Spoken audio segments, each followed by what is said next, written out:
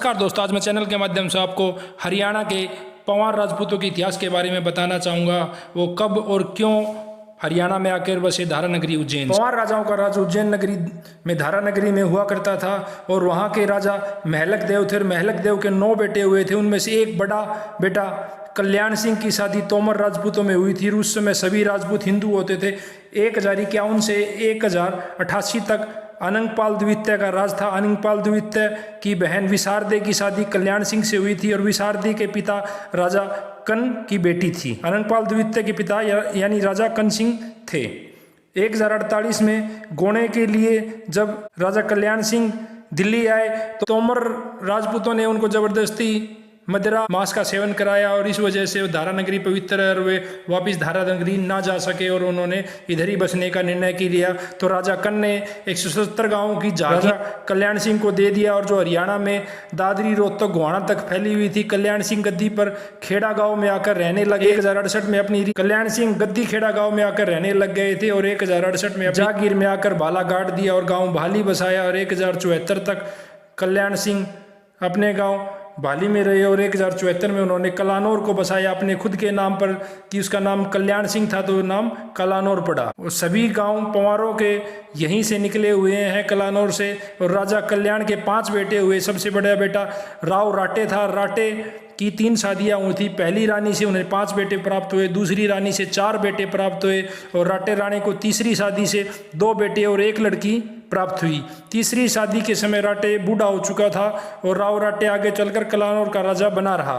उसकी रियासत को 3 भागों में बांट दिया गया। पहले बेटे उदय 32 गांव मिले जो उदान खाप कहलाई। दूसरे बेटे बणीपाल हुए जिसको 26 गांव मिले और जो कलानौर का जिसको राज मिला और कलानौर खाप बनी।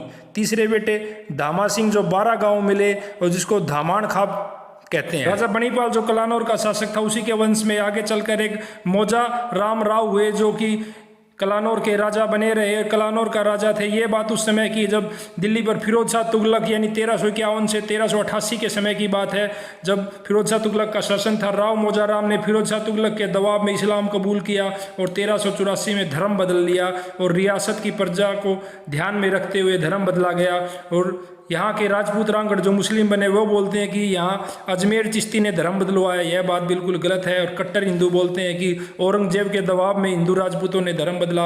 यह भी गलत है। यह सबसे पहले धर्मांतरण फिरोज शाह तुगलक ने कराया गया। राव मौजा राम के 6 बेटे हुए। बड़ा बेटा उदय सिंह जो इस्लाम कबूल न कर गाँव उसने लाली को बसाया। दूसरा बेटा सुबीर सिंह जो राव मौजा राम से राव मोजदीन बन गया था का उसका लड़का कलानौर पर आगे चलकर सुबीर सिंह ने शासन किया जो मुस्लिम बन गया था। तीसरे और चौथे नंबर के बेटा मल्लू व गंदू सिंह ने इस्लाम कबूल नहीं किया और उन्होंने कानौर गांव बसाया।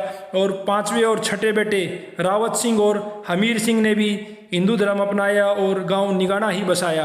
और कानौर व निगाना रोहतक गजेटियर से एक लाइन लिखी है कि दिल्ली से 35 कोस दूर बसे गांव कानौर और निगाना। आपे बोवें आपे खावें किसी को ना देवें दाना। इतने मजबूत होते थे ये, इतने लठेत होते थे कि इनका रुतबा आसपास के सभी गांवों या क्षेत्र में था। कानौर और काना नाम के राग पर रखा गया। पीपल के वृक्ष ज्यादा थे इसलिए उसके कानौर कहा गया। बरसाती नायम राजपूतों को भी मुसलमानों को भी तुगलक ने ही धर्म परिवर्तित कराया। जो एक चौहान राजपूत होते थे 1353 में हासी के करण सिंह को कबूल इस्लाम धर्म करवाया और जिसने नाम आगे चलकर कायम खान रखा। समाणा के मडाड राजपूतों का भी धर्म परिवर्तन तुगलक ने ही कराया।